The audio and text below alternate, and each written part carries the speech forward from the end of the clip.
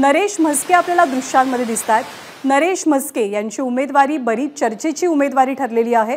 ठाण्यामधनं मुख्यमंत्र्यांचा मतदारसंघ असलेल्या ठाण्यामधनं नरेश म्हस्के यावेळची लोकसभेची निवडणूक लढवतात। नरेश म्हस्के मतदानासाठी आलेले आहेत आणि त्याच मतदान केंद्रातली दृश्य आपण पाहतोय। नरेश म्हस्के ठाण्याचे माजी महापौर सुद्धा राहिलेले आहेत।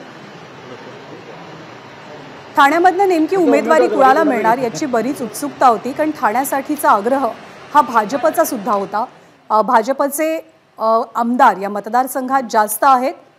विद्या ठाकूर यांनी सुद्धा मतदान केलेलं आहे। माजी मंत्री राहिलेले आहेत, माजी आमदार राहिलेले आहेत विद्या ठाकूर, आणि विद्या ठाकूर यांनी सुद्धा आपला मतदानाचा हक्क बजावलाय। आज मुंबईमध्ये अनेक राजकीय नेते, अनेक सेलिब्रिटी, सामाजिक आर्थिक क्षेत्रातले विविध दिग्गज यांनी मतदानाचा हक्क बजावलाय। सकाळी सकाळी राम नाईक आणि अमोल कीर्तीकर दोघांचे पक्ष वेगवेगळे, परंतु पूर्वीपासूनची ही मैत्री आहे, ओळख आहे।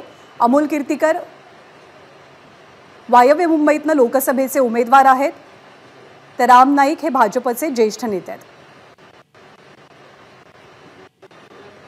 ठाकरे गटानं अमोल कीर्तीकर यांना उमेदवारी जाहीर केल्यानंतर बरेच दिवस वायव्य मुंबईतनं त्यांच्या विरोधात निवडणूक कोण लढणार याची स्पष्टता नव्हती, आणि अगदी शेवटच्या काही दिवसात रवींद्र वायकर यांना उमेदवारी जाहीर झाली।